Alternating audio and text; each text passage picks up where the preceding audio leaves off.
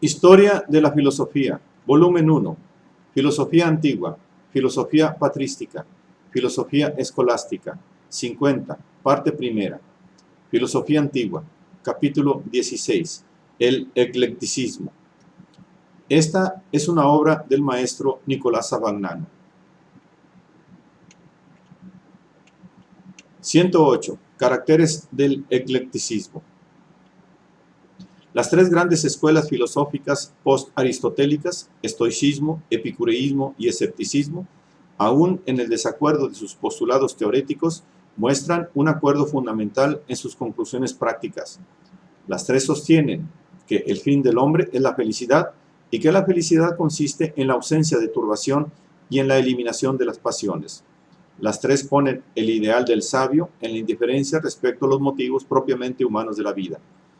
Esta concordancia en el terreno práctico debía necesariamente limar el antagonismo de las respectivas posiciones teoréticas y aconsejar evidentemente el hallazgo de un terreno donde encontrarse y en el cual las tres direcciones pudieran conciliarse y fundirse. El eclecticismo de escoger representa precisamente esta tendencia. Las condiciones históricas favorecieron el eclecticismo.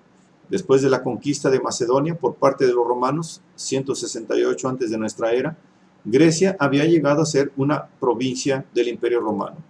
Roma empezó a cultivar y a acoger la filosofía griega, que se convirtió en un elemento indispensable de la cultura romana. Y, por su parte, la filosofía griega fue adaptándose gradualmente a la mentalidad romana, pero esta era poco apta para dar realce a divergencias teoréticas, de las cuales no nacía una diferencia en la conducta práctica, de modo que el intento de escoger en las doctrinas de las diferentes escuelas los elementos que se prestaran a ser conciliados y fundidos en un cuerpo único halló el más fuerte apoyo en la mentalidad romana. Pero puesto que la elección de tales elementos suponía un criterio, se llegó a admitir como criterio el acuerdo común de los hombres, consensus gentium, sobre ciertas verdades fundamentales, admitidas como subsistentes en el hombre independientemente y antes de cualquier investigación. La orientación ecléctica apareció por vez primera en la escuela estoica, tuvo preponderancia por largo tiempo en la asamblea y fue acogida también por la escuela peripatética. Solo los epicúreos se mantuvieron ajenos al eclecticismo y permanecieron fieles a la doctrina de su maestro. 109. El estoicismo ecléctico. La inclinación de la escuela estoica hacia el eclecticismo, que comenzó con Boeto de Sidón, muerto el año 119 antes de nuestra era, se hizo decisiva con Panecio de Rodas, que vivió entre el año 185 y 109 antes de nuestra era. Vivió en Roma durante algún tiempo, junto con el historiador Polibio. Fue amigo de muchos nobles romanos, entre los cuales estuvieron Escipión el Africano y Lelio. Fue maestro de muchos otros y tuvo ciertamente una gran influencia sobre el desarrollo del interés por la filosofía en Roma. De sus escritos nos quedan los títulos. Uno de ellos, sobre el deber, fue el modelo del libro de Oficis de Cicerón. Panecio fue un gran admirador de Aristóteles y se inspiró en muchos puntos en su doctrina. Afirmó, en efecto, con Aristóteles y contra la doctrina clásica del estoicismo, la eternidad del mundo. Distinguió en el alma las tres partes, vegetativa, sensitiva y racional, siguiendo también en esto a Aristóteles, y separó netamente la parte racional de las demás. El más famoso discípulo de Panecio fue Posidonio de Apamea, en Siria, que nació hacia el 135 de nuestra era y murió a los 84 años, siendo jefe de la escuela que había fundado en Rodas, en la cual había tenido como oyentes a Cicerón y Pompeyo. De las 23 obras que se le atribuyen, nos quedan solo fragmentos. Posidonio recogió en su doctrina muchos elementos de Platón: la inmortalidad del alma racional y su preexistencia, la atribución de las pasiones, que para el estoicismo solo tenían una importancia negativa, como enfermedades del alma, el alma concupiscible, entendida como una potencia inherente al organismo corporal. 110. El platonismo ecléctico. La orientación escéptica que había prevalecido en la academia con Carnéades y sus inmediatos sucesores se modificó en el sentido del eclecticismo con Filón de Larisa, que estuvo en Roma durante la guerra de Mitrídates, 88 antes de nuestra era, y contó entre sus oyentes a Cicerón. Filón abandona ya el principio de la suspensión del juicio, que es fundamental para los escépticos. El hombre no puede alcanzar la certeza incondicional de la ciencia, pero puede conseguir la claridad, la evidencia de una convicción satisfactoria. Puede, por tanto, formular una teoría ética completa, combatiendo las falsas doctrinas morales y enseñando las rectas.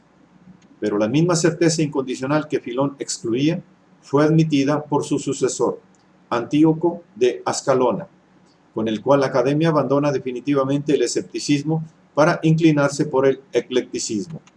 Antíoco, que murió el 68 antes de nuestra era, fue también maestro de Cicerón, que oyó sus lecciones durante el invierno del año 79 o 78, y sostuvo polémicas literarias con Filón. Sin una certeza absoluta no es posible, según Antíoco, ni siquiera establecer grados de probabilidad, ya que la probabilidad se puede juzgar solamente sobre el fundamento de la verdad y no se puede admitir aquella si no se está en posesión de ésta. Como criterio de verdad, aceptaba el acuerdo entre todos los filósofos verdaderos y procuró buscarlo entre las doctrinas académicas, peripatéticas y estoicas, consiguiéndolo solo a base de graves deformaciones. Con el eclecticismo de Antíoco debe relacionarse el de Marco Tulio Cicerón, que debe su importancia no a la originalidad del pensamiento, sino a su capacidad de exponer en forma clara y brillante las doctrinas de los filósofos griegos, contemporáneos o precedentes. Cicerón mismo reconoció su dependencia de las fuentes griegas, diciendo de sus obras filosóficas en una carta a Ático: me cuestan poco trabajo, porque yo solo pongo las palabras que no me faltan. De los principales escritos filosóficos de Cicerón, el libro de República y el de Legibus tienen como fuentes a Panecio y Antíoco. El Hortensio, que se ha perdido, se inspiraba en el prototríptico de Aristóteles, los Académica en Antíoco, el de Finubus en el mismo Antíoco y por su epicureísmo en Zenón y Filodemo. Las Tuscalae dependen de los escritos del académico Crantor, de Panecio, de Antíoco, del estoico Crisipio, de Posidonio, el de Natura Derum, de varias fuentes estoicas y epicúreas, el de Oficis, de Panecio, los otros escritos menores de fuentes análogas. Como Antíoco, Cicerón admite como criterio de verdad el consentimiento común de los filósofos y explica tal consentimiento por la presencia en todos los hombres de nociones innatas, semejantes a las anticipaciones de los estoicos. En física, él rechaza la concepción mecánica de los epicúreos, que el mundo pueda formarse en virtud de fuerzas ciegas. Le parece tan imposible como, por ejemplo, obtener los armales de Enio arrojando al suelo un cajón de caracteres alfabéticos. Pero en cuanto a resolver de un modo positivo los problemas de la física, Cicerón lo considera imposible, y en esto adopta una posición escéptica. En ética, afirma el valor de la virtud por sí misma, pero duda entre la doctrina estoica y la académico-peripatética. Afirma la existencia de Dios, la libertad e inmortalidad del alma, pero evita afrontar los problemas metafísicos inherentes a tales afirmaciones.